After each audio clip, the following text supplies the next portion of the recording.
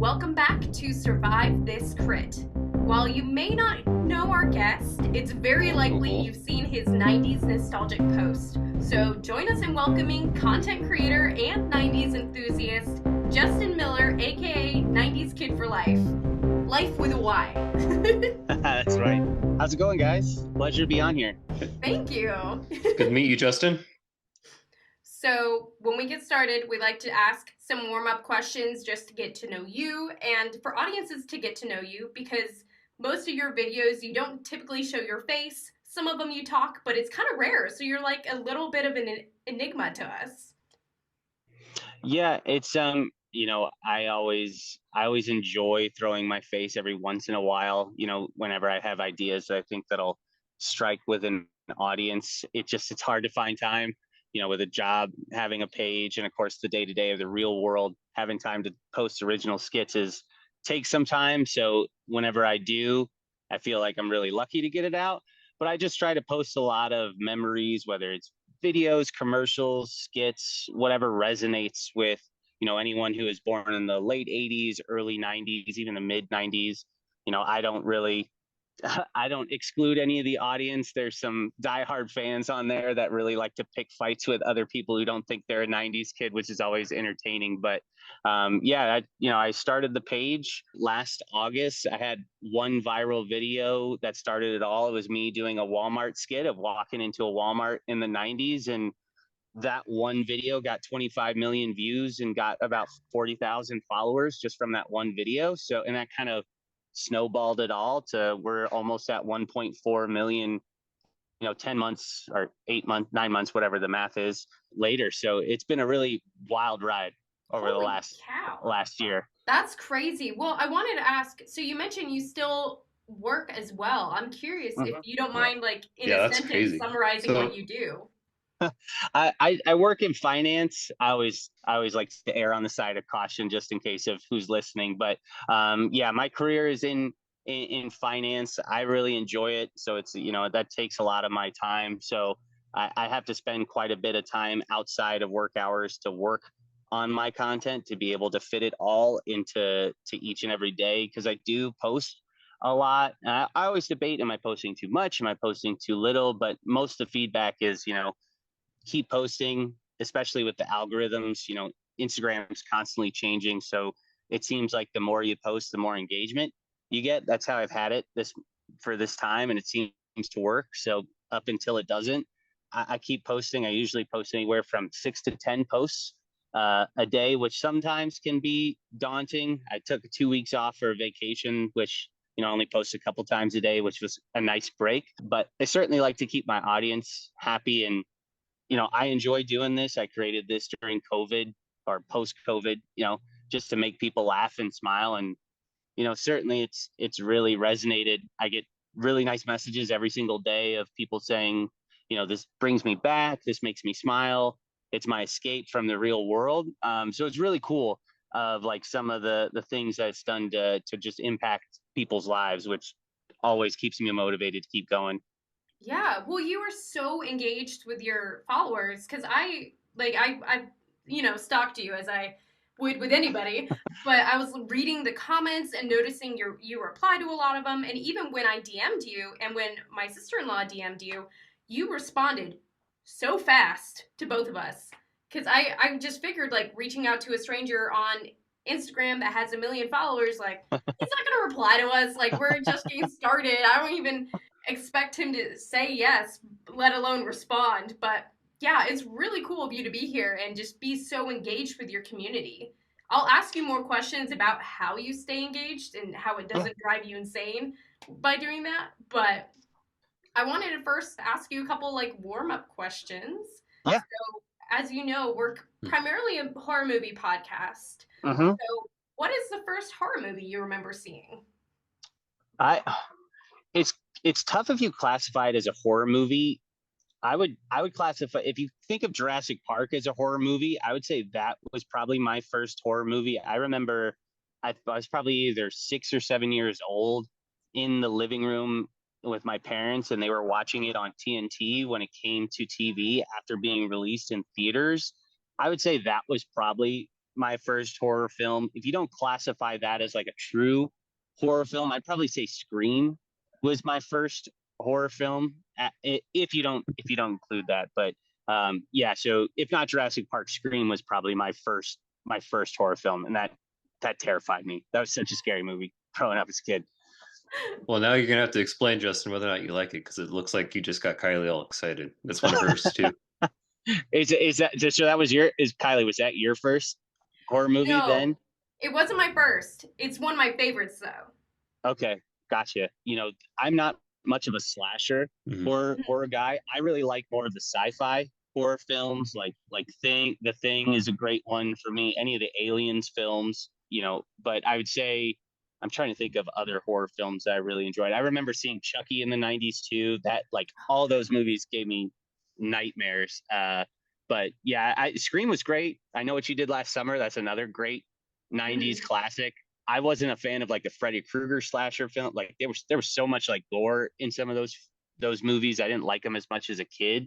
But looking back on it, Scream, even though I had nightmares as a kid, it just brings back a lot of fond memories of like you and your friends. You either snuck this movie or someone rented it for you, and you're all hanging around the TV like freaking out together. So there's like a lot of fondness to some of those old original horror movies that you saw when you were growing up.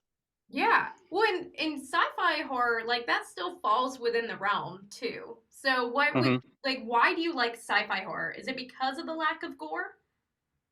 I think I like sci-fi horror because it's like a few steps away from reality. Mm. Because you think of the idea of like Scream, especially in today's world, like you could easily see that happening. Like it's so real, it's so vivid. You're like, I don't, I don't really like that, just because you could probably see that actually occurring, as opposed to like shark movies or alien movies, any of those kind of horror films. They're so far removed of like this wouldn't happen, or you don't see this happening like immediately. It gives you kind of a sense of relief of what you're watching. But I know some people just love that innate fear of just being absolutely terrified. But that's the reason I gravitate more to like animals or sci-fi, just because it's like it's so much more far-fetched that I don't have to like wake up in the middle of the night and think if someone's breaking into my house and gonna cut me open. You have to remind yourself all the time, like, oh no, this isn't reality.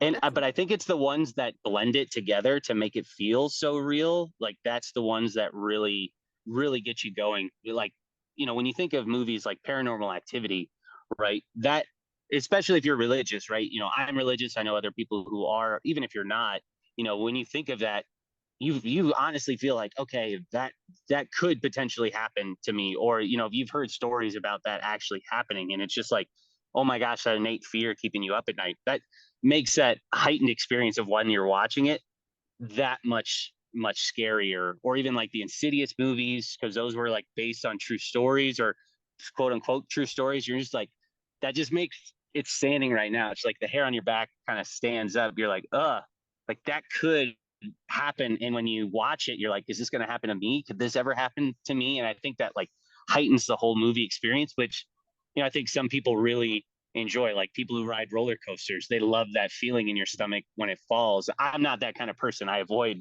roller coasters, but some people really enjoy that extra dimensional layer of being completely freaked out. Yeah. Mhm. I think I'm on the same page as you. Like I have a hard time watching the paranormal stuff because Yeah. I also have a faith-based background and Yeah. I'm similar to you where I'm like, oh. But even You're like like, the movie for this series, like Blair Witch Project. So mhm. because that is filmed in the documentary style, did that come Yeah. across as like really real to you? Yeah. I think especially because of it being like the first viral movie of where people were on the fringe of, wait, is this real or is this fake? Because that was during the real start of the internet era. No, there Mm. weren't fact checkers, there weren't ways to like really debunk it at that point in time. It just hadn't been created yet. And all of the people who are creating like fake websites, fake flyers, like fake accounts of these are actually missing persons, this is an actual true story. And I'm an outdoorsman too, so I go camping, fishing, I'm out and about all the time. it brought a new fear, because it's like every time I went camping with my family or friends after that, I was just like, you were so scared. Like once darkness fell, you're like, I don't want to go outside. I don't want to leave the tent. So yeah, that I think that just really elevated, especially if came from an outdoor family, of like a next level fear of, oh my gosh, this is truly terrifying. Because I was only 10 years old or 11 years old when it came out. Oh. I thought it was real.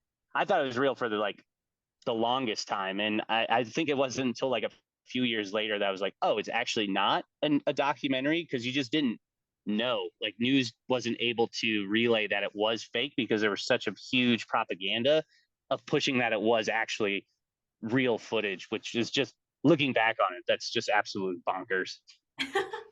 Yeah, and I know exactly how that feels. I remember a similar feeling later on when the Paranormal Activity movies came out. Um, I was like 13 at the time. I wasn't Yeah. smart enough, or I didn't think to like go look it up and verify. So I was like, I saw what happened at the end, and I'm like, this could actually happen to me. Yeah, This is yeah, real.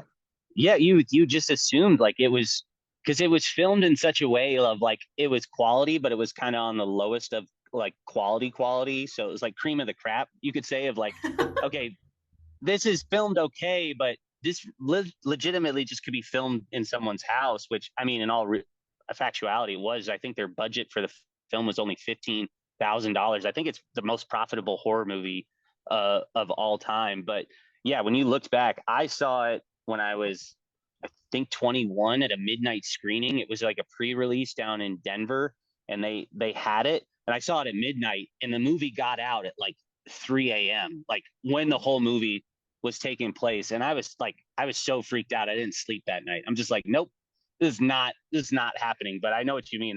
That movie too felt so real, because there wasn't any CGI. There wasn't like any graphics. There wasn't any blood or guts. It didn't seem anything that was too out of the norm. Just this person being possessed, and you just felt there like, oh my gosh, this could totally, your mind's just playing tricks.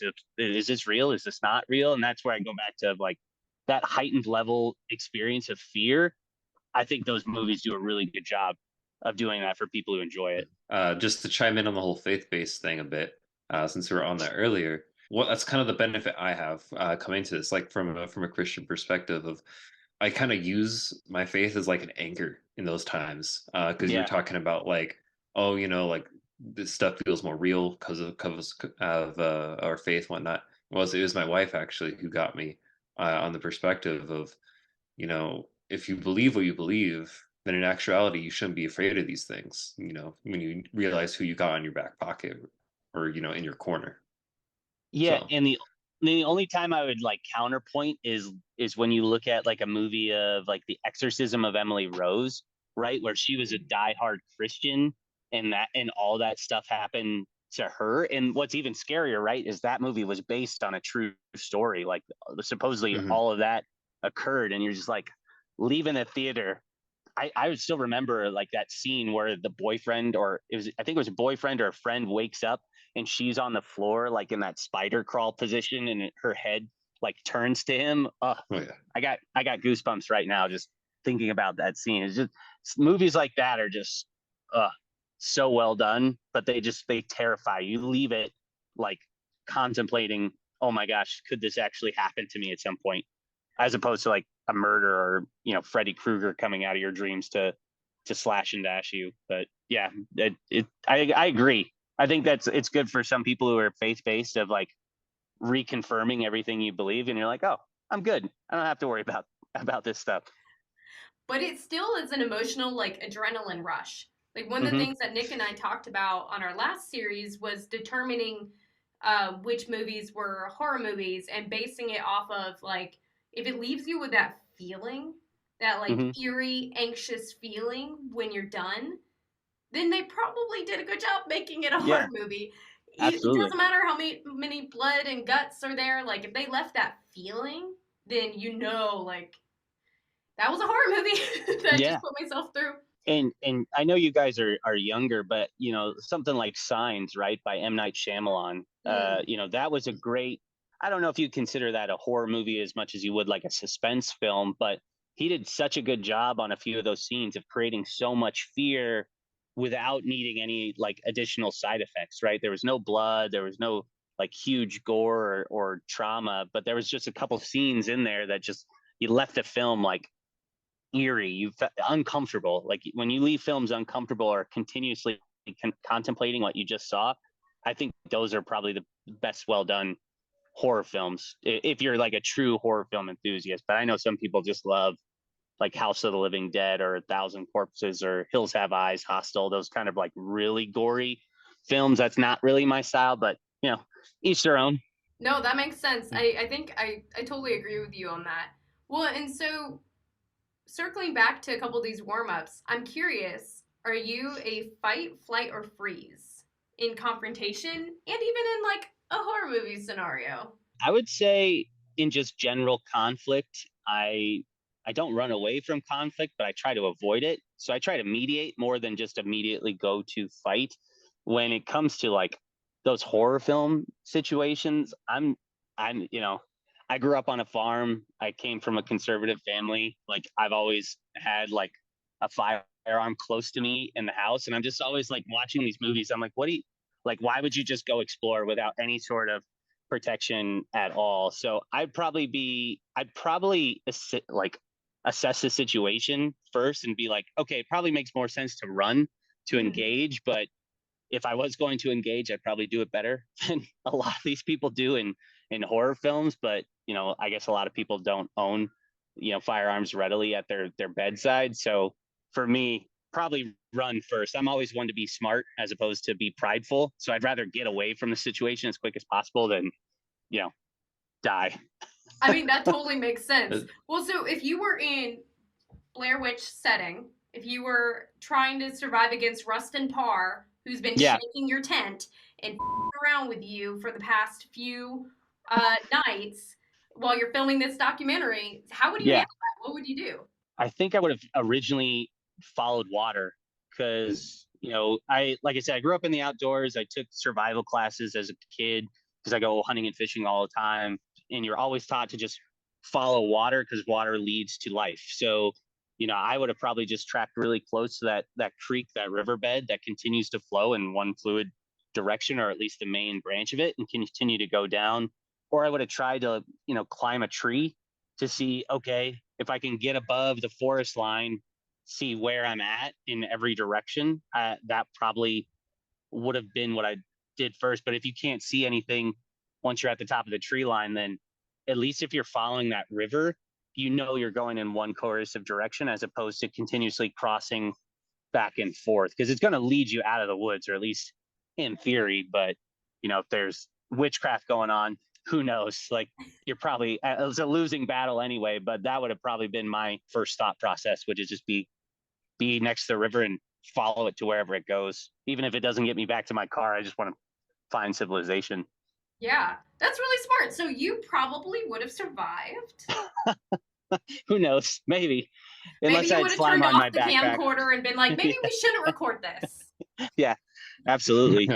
Well, so the last question of the fun, like, warm-ups is, what's your favorite meal? Because Nick is a cook. He's very talented.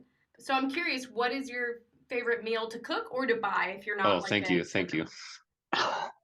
Nick will probably appreciate this. I make a really good beef Wellington with a truffle mac and cheese. I do it every Easter. It's like tradition, but that is like my favorite thing. I've I even never do the made a beef Wellington latch before. crosses Wow. on the puff pastry too. Like I go all in with the duchamel, the prosciutto, puff pastry, get a nice sear. It's great. I love it. That sounds amazing. Wow. It's really good. You do have to send me some pictures. I love Oh, a I good got beef video Wellington. too of cutting it open for that perfect medium Perfect. rare on the tenderloin. You'll appreciate it. Dang. Yeah. I'm pretending I knew about half the words that you just said about searing and stuff. Duchamel is like this finely chopped mushroom like saute that you overlay on like Italian meat on the inside of the puff pastry, so it like keeps moisture in the meat and it just adds more flavor inside the beef Wellington, because you cook it all sides on a really high heat first, and then you put it in the oven for like 30 minutes at I think like 375. Wow. All right. Oh, Now we perfect. know. We got your famous beef Wellington recipe. Okay. So let's start back to the 90s. Your entire channel is dedicated to the 90s. So Hmm. what's the most nostalgic part of the 90s? If you can narrow it down to like one memory or one feeling, what's the most nostalgic part for you? It's tough. I mean, to try and narrow it down, I think summer in the 90s was probably my most nostalgic. If I'm going to just do a broad spectrum, that was probably the best time of year as a kid. You're playing either t-ball or little league. If you're a boy, well, girls too, I don't want to discriminate there, but you're out on summer break. You have your slip and slides, you had super soakers, you had water balloons, and you just had a bunch of free time. So you're pretty much out all day riding bikes, hanging out at friends' houses at the playground, maybe having some water wars. And then the afternoon or evening when you had to come back inside, you're playing, Super Nintendo or N64, PlayStation, or your Game Boy. So I would just say, like, where we're at right now in summer, I think summers as a kid, especially in the 90s, was just like the best because, our decade was so unique of going in such a technological advancement in such a short time, from going from the Atari to, an N64 PS1 in like a decade. And then you had the creation of the internet and the World Wide Web for kids to surf as well. It was just like so much advancement so quickly. And being a kid growing up during that time was just super fun. So we were like right on the fringe of constantly being outdoors, but also getting to enjoy technology, I think at like a more appropriate rate than what you see now. Cause so many kids are just all technology all the time. And they don't really, I think, appreciate being outside that, kids in the 80s, 70s, 90s did growing up. So I think we're truly like the last generation to get to enjoy that before, technology really took over everything. I agree with that Wow. 100%.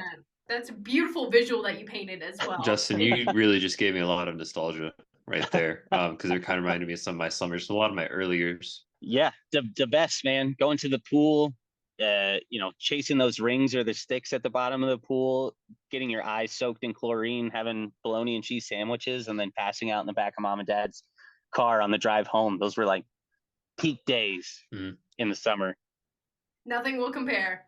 It would be like such a treat just to get to play my cousin's like Super Nintendo after like a long day outside, and we'd be Yeah, playing like the absolutely. first like version of Smash Bros. But that was like the big thing.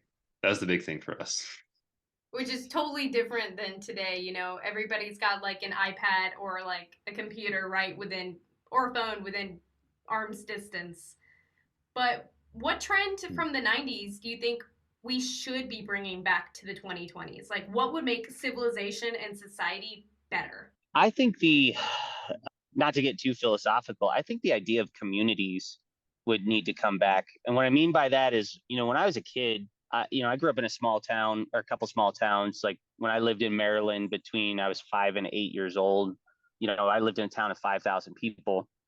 And when we go out and play, everybody knew everybody. Like all my parents knew all of our neighbors, all of their kids knew me, and I knew all of our neighbors' kids.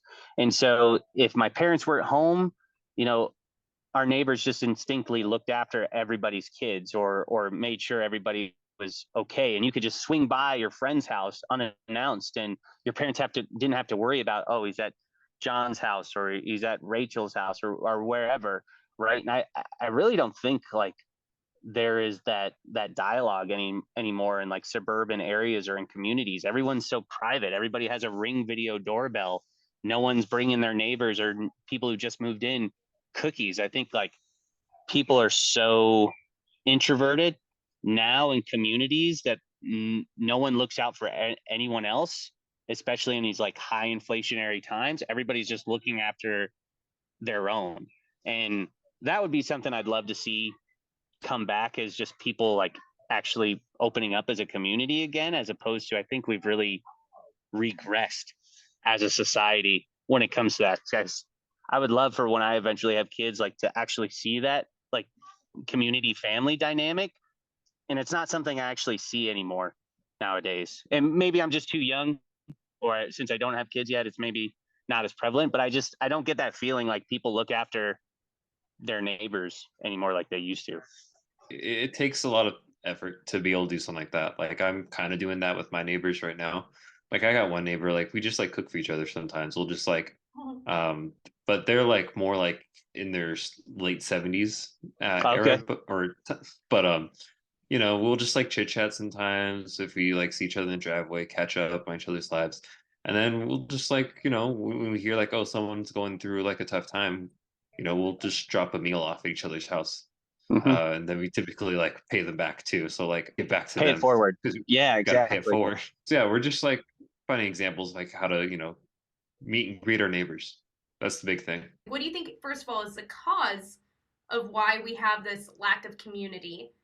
And then what do you think individuals can be doing to bring us back? I think fear is the number one thing creating this, right? I think news travels so fast nowadays relative to what it was when I was growing up, right? Because it was either going to be on the newspaper or on the local news, right? And you only had a couple channels, especially if you didn't have cable. You know, there was just like you had ABC, NBC, whatever the nightly news, or CBS, whatever the nightly news segment was. And if you paid for the paper, then you got the paper as well, or you just listen to the radio to hear whatever the top stories were from the day before. But now it's instant, right? The second something goes wrong, it's on Twitter or it's on Yahoo, it's on, you know, CNN, what have you, and everybody has information, and everybody I think is just assuming the worst.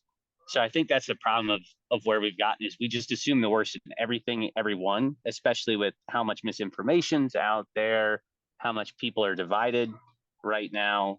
So I just think there's no trust in if we can't trust like some of the people that we think we should trust the most, right? When we talk about politicians or we talk about media outlets, like if we can't supposedly trust people that we're supposed to trust, how are we supposed to trust some random stranger, you know, right next to me? Especially when you hear all these horror stories of like child abductions or you know people kidnappings, things like that. I think it's just really hard in today's society to overcome that fear of all the bad things. Like you don't hear the good stuff, you just hear all the bad stuff. So I think that's probably the biggest driver. I think it's hard. Like if we were to try and go back to that, people really got to put themselves out there.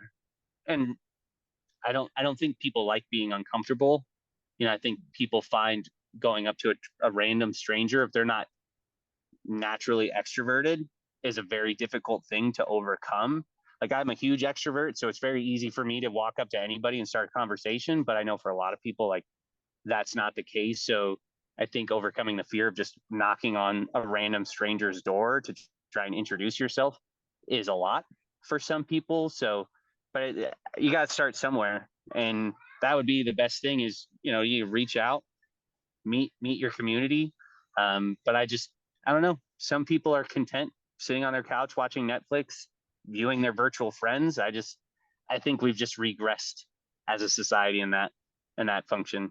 I agree. As all the introvert listeners are probably trembling in fear, I think you're right though that that's really important. And Nick has done a great job by even meeting his neighbors. Mm-hmm. But it's really easy to get lost in that fear of assuming the worst of people. I Yeah. myself will confess that, you know, we hadn't met you before, so asking you on the show, I was like, this person may be some crazy dude, and we're gonna have to like not record this because he's gonna just be completely insane. Yeah. Thankfully, that's not the But case. Kylie, Yeah. look at his wardrobe. I would immediately trust anyone who came up to me dressed like that. That's right. Like That's what I'm saying. come in to my house, sit on my couch. Let's talk about all the good times. Let's talk about the Yeah. great shows. Yes, you're welcome over anytime. So I have to follow with, you know, I asked what we should bring back from the 90s. What Mm-hmm. shouldn't we bring back from the 90s? Jinkos for one. I don't know. It's really funny that I think as we evolve, I think we're going to see for like the next at least 5 to 10 years a real marketing push from a capitalism and business perspective of companies pushing on nostalgia, because I think we're millennials. You know, you could say Gen Z, like the Gen Z cusp right there of, you know, late 90's are really hitting that period of time where they're getting overwhelmed with work. They've been in their careers for maybe 5 to 15 years. They're getting burnt out, right? May have kids, may have a mortgage, inflation. Like there's so much stuff that's starting to overwhelm some people, or it's just getting kind of trivial. And so they're looking back on nostalgia. And you look at all the companies that are pushing nostalgia right now. I know Target's got a lot of like low-rise jeans. Mountain Dew is coming out with alcoholic beverages now. Sunny Delight just had a hard seltzer come out. Tamagotchi just got re-released. Igloos has these new Sonic the Hedgehog coolers. Like so many people are just like pushing 90s, early 2000s stuff. And I think we're probably going to see that for the next 5 to 10 years, because we've just hit a period of time of millennials hitting that age group of where they're really starting to look back on being a kid and having money to buy the stuff maybe they didn't get to before. I mean, it's crazy, how many business owners that I speak to. Like one of the good friends I've met on Instagram, his business is like Black Cow Collectibles, and all he does is just sell vintage toys in boxes from like late 80s, 90s, and he's successful, and it's just amazing. And you look at like what happened since COVID, right? Logan Paul pretty much brought back Pokemon in such a crazy way with like vintage Pokemon packs. That's been on a crazy run for the last 2 years now. So I think you're just going to continue to see that from a business perspective. And I just think people are just getting so tired of like the day to day that they want something to look back on. And the best memories for, I'd say, a lot of people are like, oh, when I didn't have bills, when I didn't have like anything to worry about, I was carefree. And that's like as a kid or maybe a teenager as well. So I'd say things not to bring back. I mean, internet, maybe that's probably the best answer, I would say. It's just, I don't know. I always think of like, where's the breaking point? And I think it was like I would say the financial crisis, probably 2007, I think was the last really good year that we had. And you just look at quote unquote advancements that we've had since then. I don't see us progressing as a society. It just seems like things have just gotten worse, especially now that you can have the capability of everything on your phone. Every time I go out to a restaurant now, you see couples that are supposed to be on dates and they're sitting across from each other 2 feet away, and they're buried in their phone. Like they're not even enjoying the aspects of life. And I struggle with that a lot myself too, because, like I said, it takes a lot of time. I'm buried in screens at work. And then when I'm off of work, I'm continuously trying to grow my social media presence. I'm glued to my phone for the next 3 to 4 hours every night. And I didn't realize how much time I was actually on my phone until I was on vacation, where, at our resort, internet went out for a couple of days. And I was like, oh, this is really nice. I have so much more free time. I didn't realize how much like time I'm actually glued to my phone. And it's just, I think that's probably the problem. I think it doesn't come from the 90s, but I'd say just smartphones in general. If we could get rid of those, I'd much rather go back to a flip phone or like the little Nextel chirps that we had where you didn't even have internet.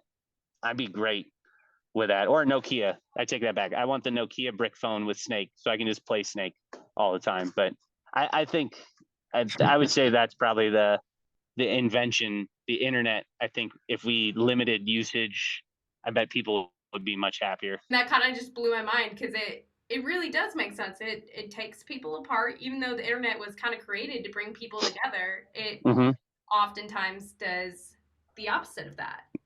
And I mean, you said very specifically, like 2007 probably was the last year of like things feeling more normal. And, we all pretty quickly just kind of dove into every aspect of technology without question, because that's just how you're evolving in the last decade.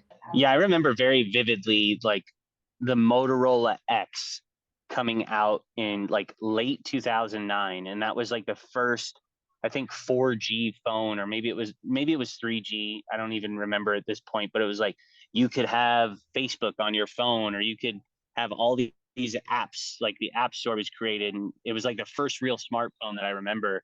And it's just like, you think of how much access you have now, you just limit yourself from human interaction. I think it's because of what we were talking about earlier. I think smartphones make people inherently introverted. You see people walking around, they're just walking their dog, but they're glued straight to their phone. Even though they got out of the house, they're still immersed in technology, but it's tough, especially now where everything is in one resource that we have. It makes sense that you're glued to it. So you got to find ways to like condition yourself to take a break, at least for a little while, because I think people are really not living life because of technology. Yeah. Nick, you work in software, so can you share your perspective on this? Because your job probably wouldn't exist a whole lot if we went back to a completely no internet background. Yeah, I mean, a lot of what Justin was saying, I can agree with, because it seems like we kind of took this trend, this perspective of let's try and make everyone's lives easier and try and make computers do most of the work for us. Just basically trying to automate everything.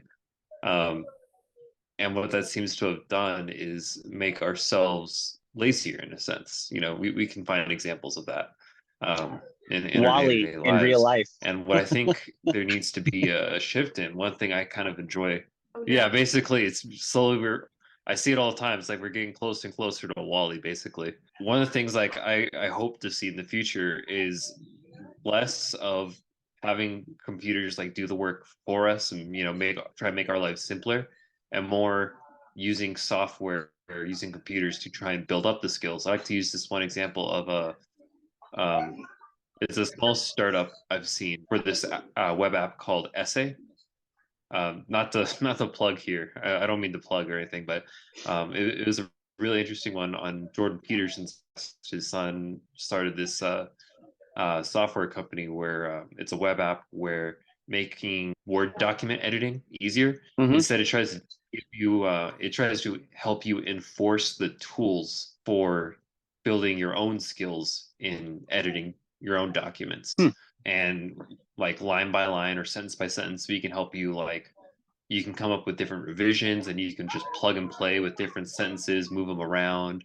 And so I found stuff like that, like stuff that helps enable the human skills, support the human skills rather than try and take them away. I tend to feel like that hopefully will become the trend later on with more tech companies later. That would be a nice thing to see anyways. Who knows, with AIs, we might not all have any jobs here in the next 10 years, the way that AI is progressing. Skynet's real. Yeah. Yeah, yep. I work in entertainment, so a bunch of the unions right now are striking and getting ready to strike because of AI. So before we leave the 90s, back to entertainment, I want to hear your thoughts a little bit more on Blair Witch Project, because I know we initially started there and it created like this whole new genre to play around with. And it seems to have been the only one that was really, really successful in it. And like you said, I think part of it is because we didn't have internet at the time. No one could verify the facts. Yeah, I think the reason that, like, when I think of all the horror movies that came out in the 90s, certainly there was, like I said, there was Scream, there's I Know What You Did Last Summer, there's classic slashers, there was Chucky. But when I think of like what is the most iconic 90s horror film to me, when you asked me that, and I was like, well, the only one that like vividly I remember like posters, I remember TV news ads, I remember radio, like commercials, was the Blair Witch Project. And it was because, the internet was just starting truly to take off and evolve. I think it was like the first viral marketing that you'd ever seen for a movie, let alone a horror movie. And all the stuff that was going along with it, like I mentioned, they had blairwitchproject.com, they had other websites that were created to like make more spoof biographies of these people, like Heather and Mike and Josh. They're true people that went missing in 1994, like they still haven't been found. And I think it allowed people's imaginations to run wild on the idea, wait a minute, is this real? This seems legitimate. Like I have to go see this movie if this is really a true story. And I just remember as a kid, like hearing on the radio, the scariest movie of all time. This movie is making people leave the theaters. Like people are like so terrified or getting sick because of the motion, right? I think it was one of the first films to do that, like live motion, and so people were actually getting motion sickness in the movie by the way that the film was done. And just because of that, that lived so vividly. And then when you saw the movie, it was filmed in a way that you're like, okay, this looks real. There's nothing about this that gives like there's any sort of effects. It was a very low budget film. The total production budget was only $60,000 for the filming aspect of it. It was actually the post production of the movie that was around like 500 to $750,000. But all in, you're still under $1 million for creating this movie. And I think it grossed like 250 million. So it was, and you think of that, it's still one of the highest grossing films. When you mentioned that with Paranormal Activity, Blair Witch Project is number 2 on that list of being one of the highest grossing horror films of all time. So yeah, when you talk about like an ROI perspective of a return on investment of how low your budget was relative to its box office, and two, if you talk about that in today's dollars, right, adjusted for inflation, that's probably closer to maybe 450, 500 million when you talk about that, which is just absolutely bonkers for a horror film because, horror films are very niche, right? There's very few horror films that hit all notes like everybody's gonna go see. I know Jordan Peele, what was it, Get Out was the one that he did that I think was very popular across pretty much all aspects of horror moviegoers, or just the average moviegoer, because it was something so different. But yeah, I think there's very few movies that can really capitalize an entire audience, not just like horror enthusiasts. And I think it was because of how much of this like fake marketing was going into this is such a true story. I think even people are like, I don't like horror movies, but I want to go see this because it seems like so intriguing to me. And I don't think we're ever going to get that again. I think it spawned at such like a perfect opportunity to use the early internet days as leverage that it really caught fire across the United States. And just the storyline was just really creepy. Like we were talking earlier, of everything felt real. Like when they're going camping, okay, they're doing these shoots on what looks like a river and a rock. Forests at night can be creepy and inherently. Like if you're a kid and you were in the forest at night, you hear any branches breaking, you're like, okay, that kind of makes my skin crawl a little bit. And then it was just how it slowly builds, right? They find those stick figurines, then you start hearing the screams or like the little girls whispering, then you have the banging on the tent, then you have the slime, and then then Josh goes missing, right? And then it just is like it compounds. It's like it just keeps building fear after fear after fear of this story getting worse and worse and worse. But what felt real too, I thought they did an incredible job of acting, like the arguments across them. And I did some research on this. They only had 35 pages of a script written, or just like a production outline. So it was basically an outline. They improv'd most of the film. Yeah, almost the entirety of the film was improv. Like you had some guidelines for some of the storytelling from like the interview with that old woman. But other than that, it was basically just like, here's a template. We're going to get lost in the woods.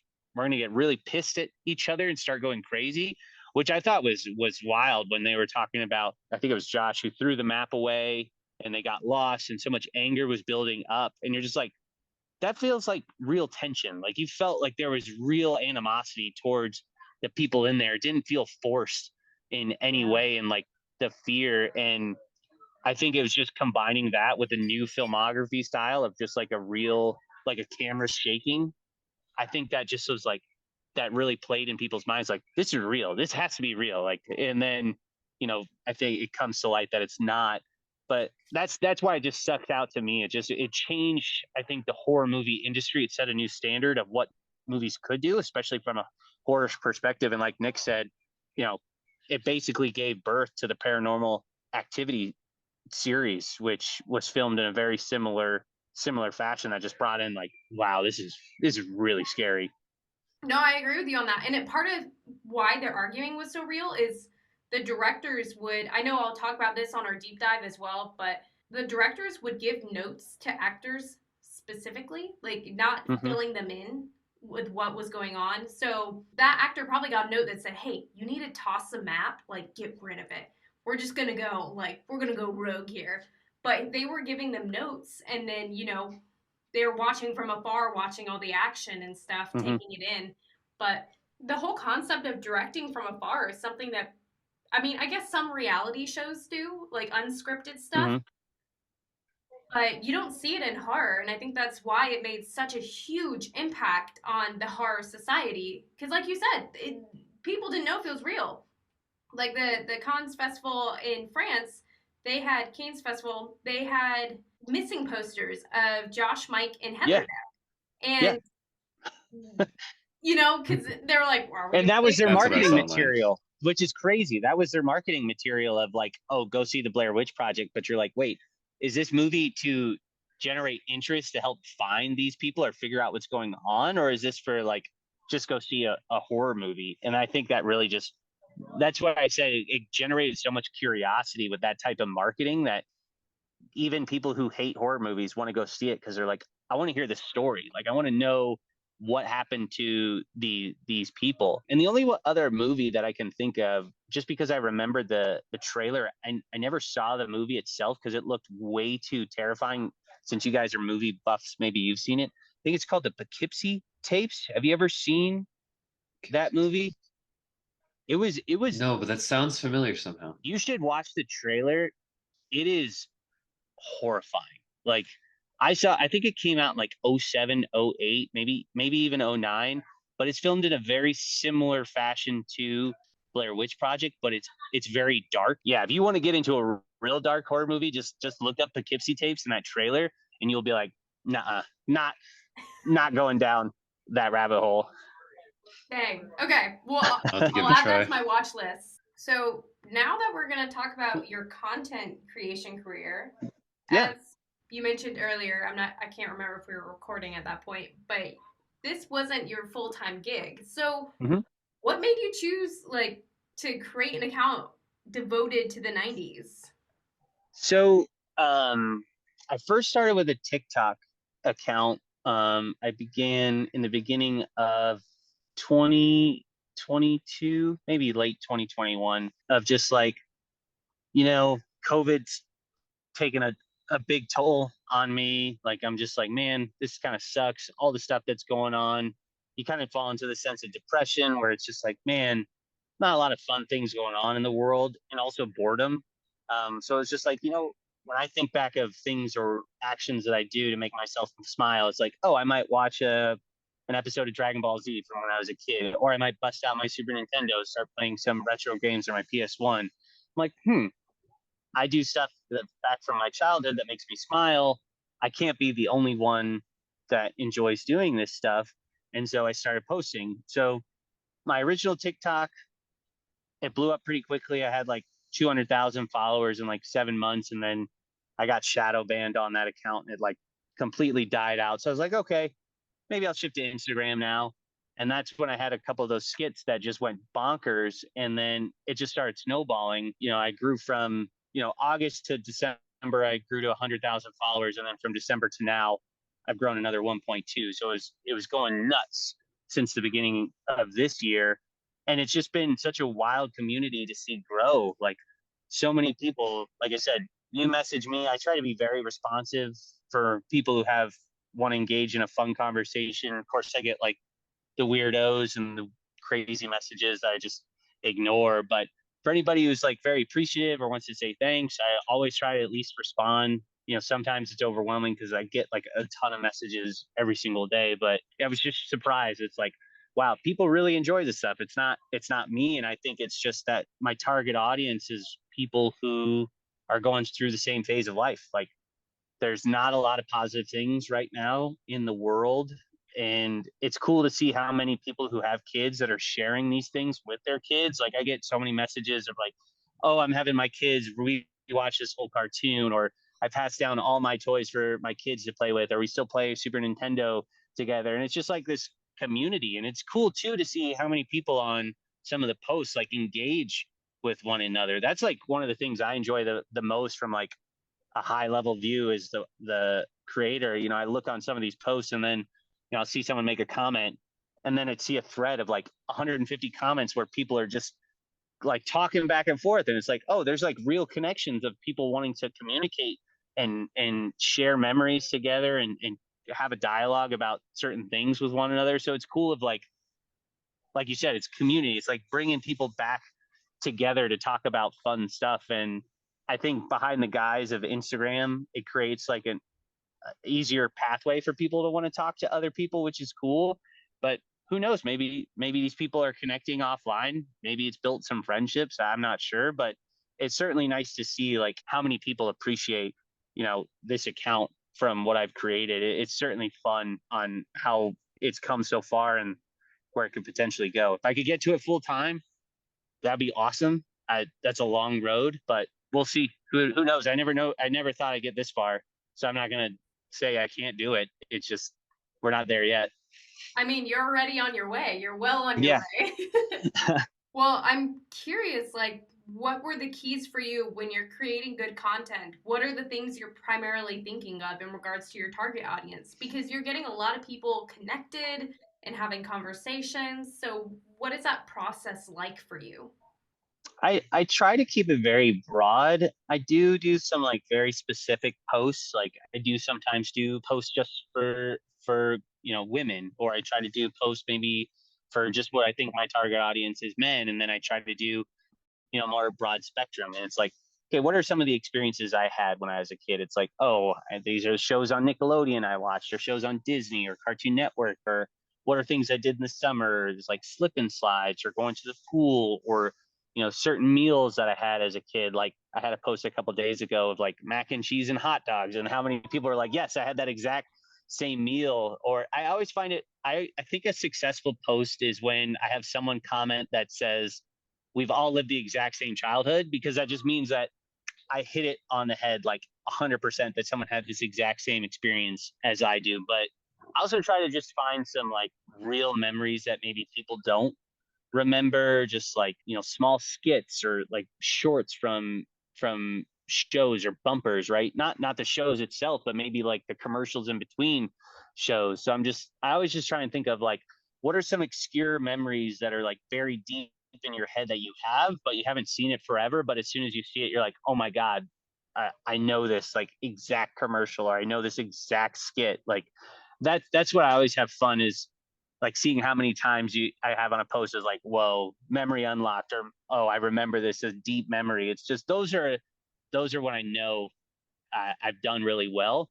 But it takes time. Like, I either go through YouTube or I go through the internet, and it's like, what are some old shows? What are some old commercials? And I like even some of the content I find, it's like, oh, I've completely forgot about it, but now I remember it, and I'm sure other people are going to feel the exact same way. But that I try to make it I try to make it a game. It's like, oh, I hope I can bring this back to people. I don't always want to post something that people immediately remember. I want them to be like taken back, like, oh my god, I totally forgot about. Those are the best posts. That makes sense. I mean, because you're actually making people think. You're not necessarily Hmm. just throwing it in their face, but you're giving them Yeah. time to be like, I remember that. Yeah, exactly. Mm-hmm. Exactly. Why do you enjoy content creation?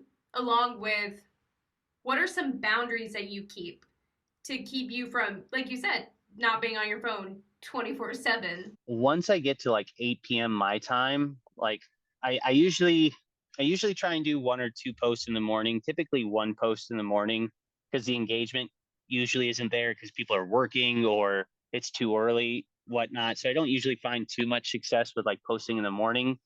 And then I post, you know, once an hour for like 5 or 6 hours in the afternoon. I'll either post from like 2 to 8 or like 3 to 8 on the hour every hour. But once I hit 8 o'clock, I'm like, I'm not going to post at 9.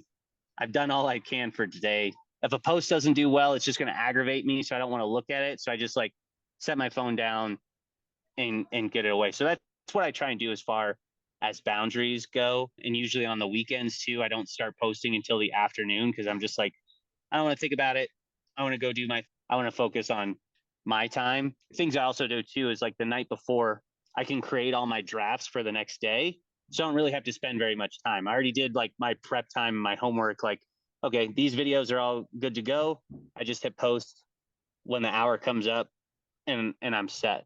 But the reason I enjoy it, so this type of content, is because I'll watch shows like I'll watch an episode of Kablam, and it's like, oh, I completely forgot about this skit, or like I forgot about what memory this unlocked or this commercial brings back. For me, when I think of like some of the content that I see, it's not the content itself that makes me so happy. Maybe it's not the Capri Sun commercial where they turn into liquid metal that makes me Oh, smile. It's whatever the associated memory is with that commercial. It's like, okay, where was I? I was sitting in my parents' living room in Albuquerque, New Mexico, and it was right around the time that I had like these Legos toys that are really awesome, and I remember playing with those. Or I was playing on a PS1 in Final Fantasy VII, and then I had my lava lamp that I really enjoyed. So that just makes me smile. So it's not always just the clip or the show that I think resonates, and I think that's probably the same for a lot of the followers too. It's not the image or the clip itself. It's whatever their experience that they had associated with them during that time in their life that I think really makes people smile, or really brings like true happiness or joy to them with that certain clip. But that clip was like a catalyst, right? It was just something to trigger something else that they're like, oh, that's really cool. That made me smile a whole bunch. It's like almost like you said, an associated memory Mm-hmm. sort of thing where you just are automatically connected to something else. It creates a sense of deja vu where you're like, I've Yeah, been here before. I that's remember right. that. I remember when my Yeah, Tamagotchi died. that's right. I like, or like when I post like something like Little Bear, yeah. or maybe like our Face or Franklin, right? Some people have fond memories of the show, but it's like, oh, I was homesick on my grandma's couch and she would make me oatmeal.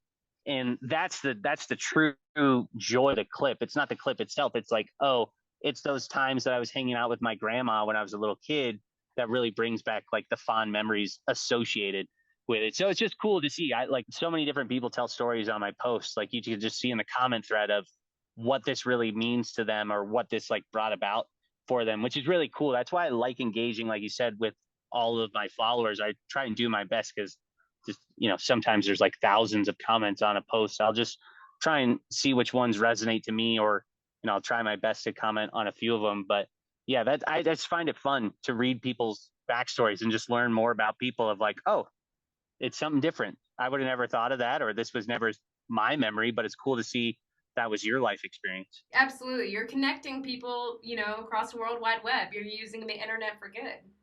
Yeah, I And try to anyway. well, for other content creators who are wanting to go viral or who are just wanting to create something that will engage conversations, Mm-hmm. what kind of advice would you give them? One, I think it's got to be something you enjoy, or it's going to be pointless. Like if the content you create has to be something that's fun for you, because if you don't find fun or joy into it, it's just going to seem like another job. And I think the burnout will be real. I think it's very important. I know so many like YouTubers or creators say this, you got to find your niche, right? And whether that be, retro video games, or maybe women's fashion, could be health, right? I think you got to figure out what you want it to be, because if you're just trying to do a broad spectrum and go from category to category to category to category, you're not going to be successful. The algorithm is real. People talk about the algorithm like it's a real thing. Like if you try to stay away from one topic too often, it's just going to die out, and you're going to get real agitated, and it's going to become not fun, and you're going to quit. So for those who are like trying to become a creator, find something that's broad and niche at the same time. So maybe find one area, but then narrow it down a little bit to get started. And then once you get a bigger following, then you can kind of branch out. Like, I do 90's, I do early 2000s. I don't really stray away from any of that. I bet if I did like a 2022 post, it would probably fail, or so many people would comment and say, what are you doing, why are you posting this?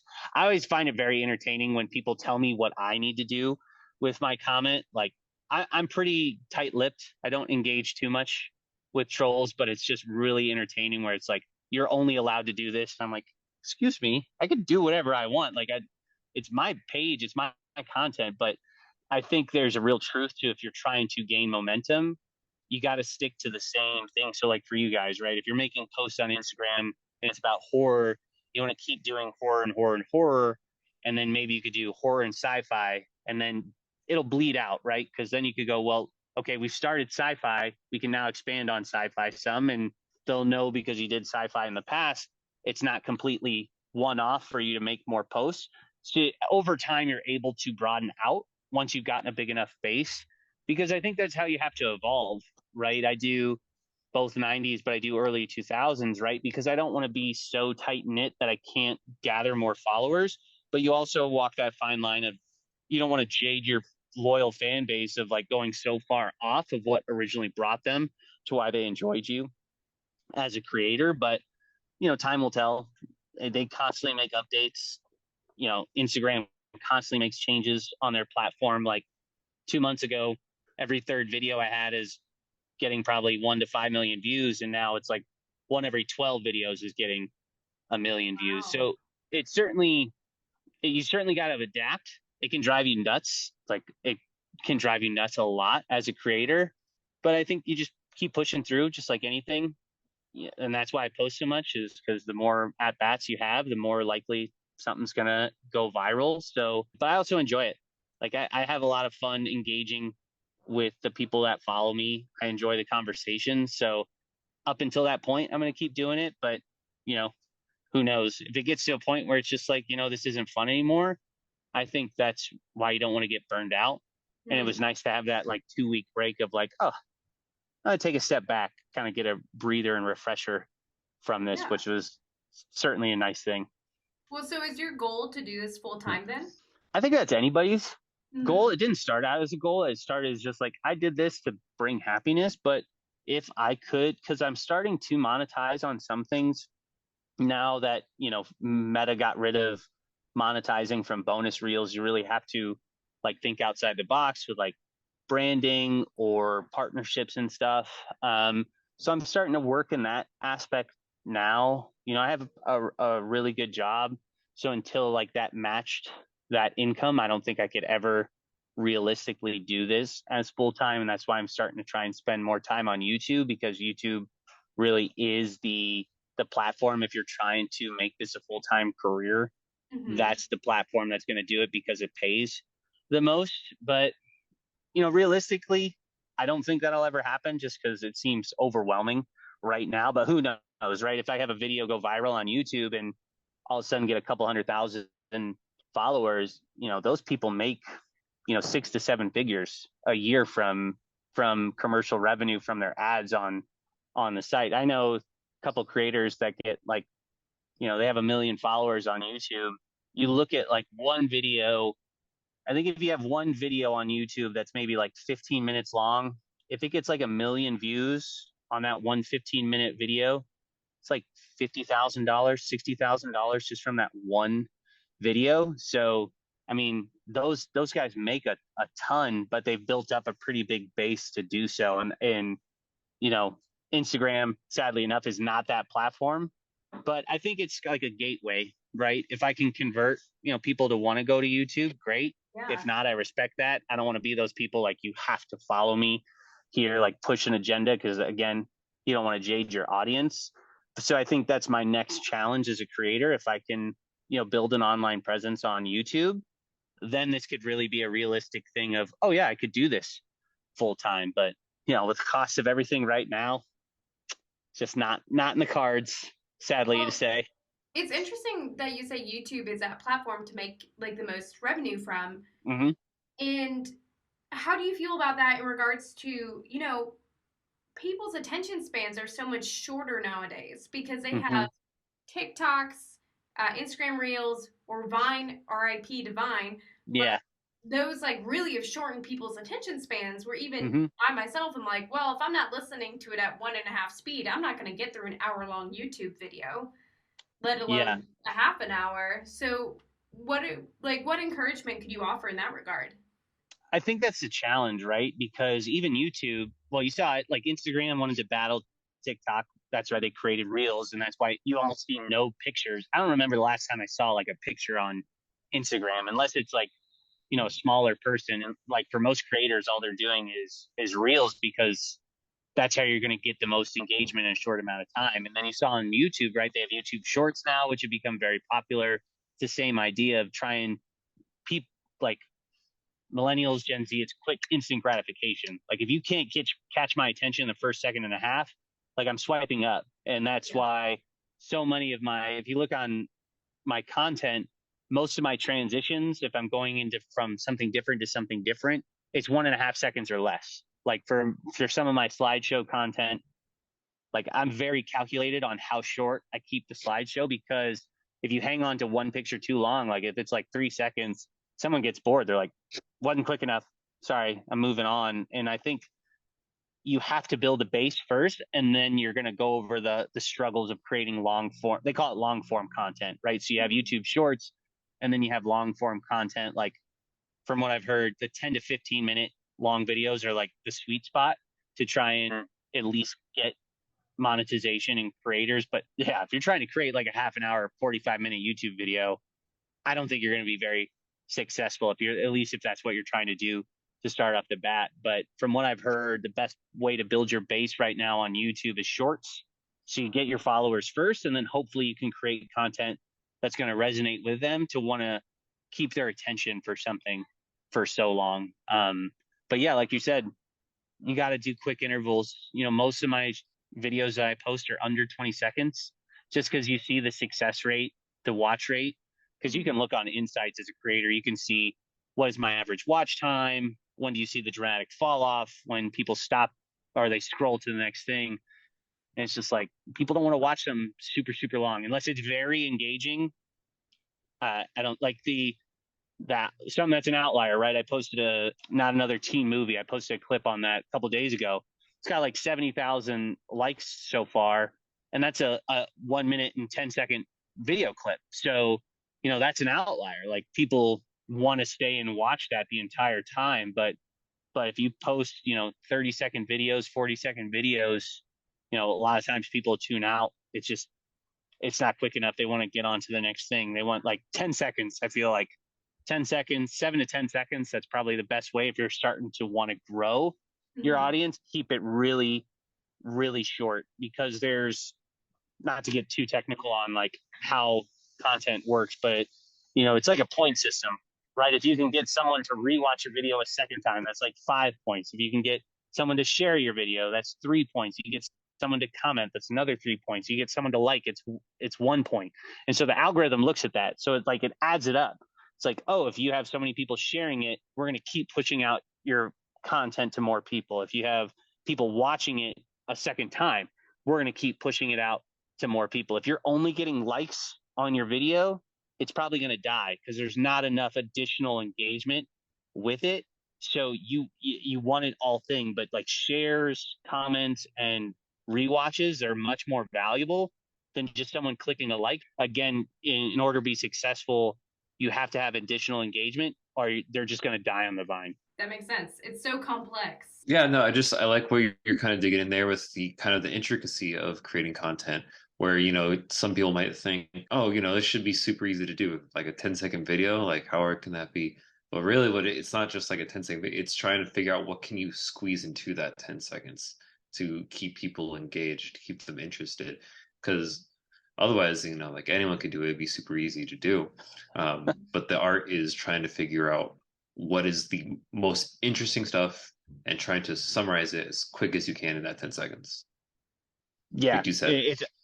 It's always a back and forth, for sure. And so I know we're running a little short on time here, so I'm just going to help us wrap up really quickly and just ask you the question here. So Justin, what are you working on right now, and where can our audiences keep up with you?